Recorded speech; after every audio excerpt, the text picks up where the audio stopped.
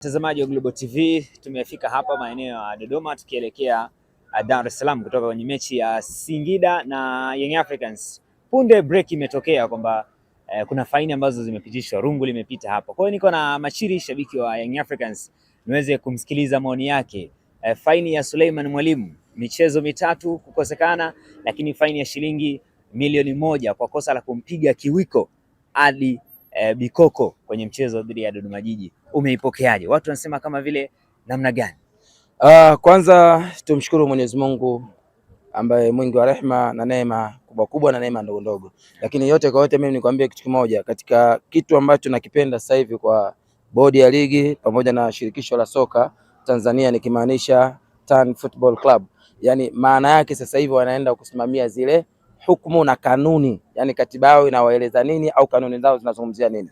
Lakini nilichokuja kushangaa kitu kimoja tu, yani kupigwa faini Suleiman Mwalimu nilitegemea kuwa hivyo, kwa sababu katika watu ambao waliposti ile tukio mimi nilikuwa mmoja wapo ambaye niliposti ile tukio, na tukio lilikuwa dhahiri kabisa. Suleiman Mwalimu kwa kitendo alichokifanya ni kitendo kiovu ndani ya mpira, kwa sababu mambo yale tumezoea katika michezo ya ngumi, tumezoea katika michezo ya mieleka, tumezoea katika michezo ya karate, judo, kung fu, lakini sio kwenye mpira wa miguu. Mpira wa miguu huwezi kunyanyua. Kitendo cha kunyanyua tu kiwiko unampelekea mwenzako usoni, maana yake Suleiman Mwalimu alikuwa anataka yule kijana ndoto zake zistimie. Alikuwa anataka yule kijana amtoe macho ili mwisho wa siku awe kipofu na mpira tena umefanya nini? Umekwisha. Mimi niseme kitu kimoja, TFF na bodi ya ligi wamefanya kazi nzuri, kazi ambayo inatakiwa kupongezwa. Lakini swali la kujiuliza ni moja tu.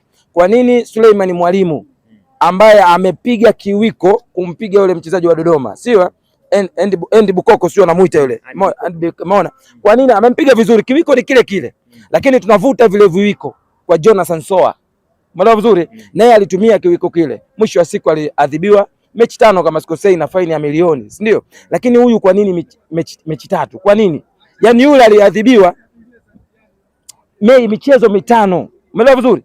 Kwa kosa lile ile la kiwiko. Ila huyu michezo mitatu. Yaani wameona nini kwenye michezo 5 mpaka kuja kupunguza ikafikia michezo 3? Yaani hapa wanatutengenezea nini? Tujue adhabu hizi utofauti wake ni nini? Kwa sababu ukiangalia kiwiko cha Jonathan Soa na kiwiko cha Mwalimu ni vile vile, vitendo ni vile vile vya makusudi kabisa, kukusudia kabisa namna walivyokuwa wanafanya vile viwiko vyao. Lakini yote kwa yote mimi niseme kitu kimoja, waendelee kusimamia haki, waendelee kusimamia sheria, waendelee kusimamia kanuni zao. Umeona bwana? Kikubwa mimi niseme kitu kimoja, wamefanya kazi nzuri, lakini cha kushangaza sisi mashabiki tunataka haki itendeke. Mimi nimeona hawajatenda busara kwa kiwiko kile kwenda kumpiga mwenzake, kutaka kumtoa macho kama cha Jonathan Soa, na kifananisha na cha Jonathan Soa ambaye na yeye aliadhibiwa michezo mingi. Kwa nini huyu michezo 3?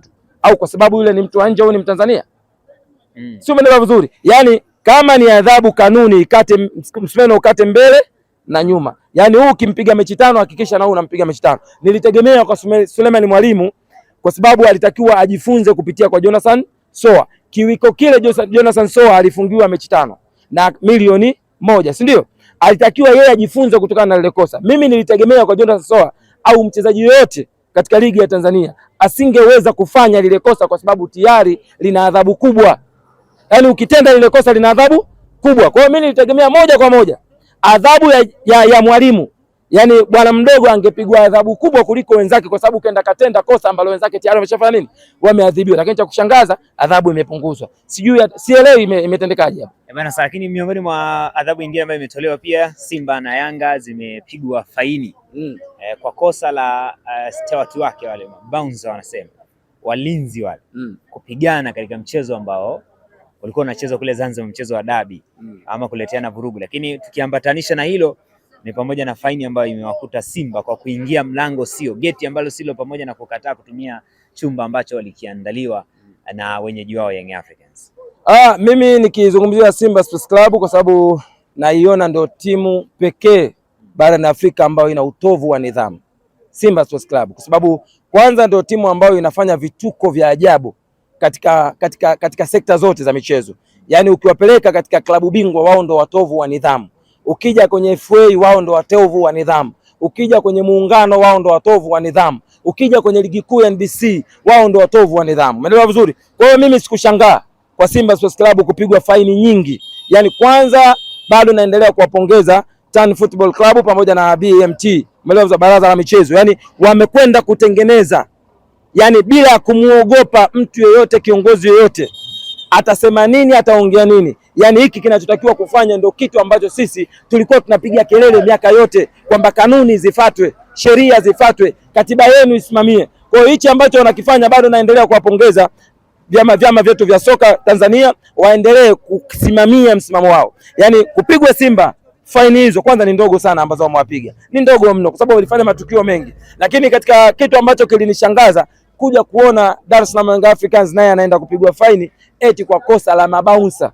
Yani kukosa wale tunazungumzia sio ni mashabiki, sio ni akina nani wa Simba na Yanga kubishana kwenda kuwapiga nini faini. Yani wamekwenda tu kutengeneza haki ile, na Yanga naye aonekane kapigwa nini, kapigwa faini, kitu ambacho mimi sikukuona kwamba ni busara katika ile pale. Wangeacha tu wenyewe waendelee na mambo yao huko, wangedili na timu, yani wangedili tu na timu. Lakini ya mambo ya kwenda kumpiga Yanga faini ambazo yani imeniuma na imeniumiza, yani sijajua ni nini ambacho wameenda kutengeneza. Kwa hiyo kifupi, labda wameenda kutengeneza usawa, Simba aonekane kwamba hajatenda nini, yani hajaonewa. Lakini mimi binafsi niseme kabisa, kanuni zisiangalie mambo hayo. Unapokwenda kumwadhibu mtu, hakikisha unaadhibu vilivyo, hakikisha unatoa adhabu zilizo haki kabisa, itendeke. Lakini ya mambo kusema kwa sababu fulani kapigwa konzi basi na tumtie konzi angalau wote waonekane wote wameadhibiwa, hiyo kitu haiko sawa. Mimi sijapenda kwa kitu ambacho ameenda kuadhibiwa Dar es Salaam Young Africans eti kwa kosa la walinzi kwenda kugombana wenyewe kwa wenyewe. Umeelewa vizuri? Hiyo mimi sijaipenda. Tusimame katika haki ambao inatakiwa, lakini sio kutenda haki za mtindo wa fulani, kwamba fulani kafanya hivi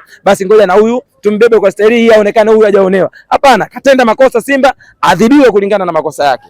Bwana Sam, mimi nikushukuru sana.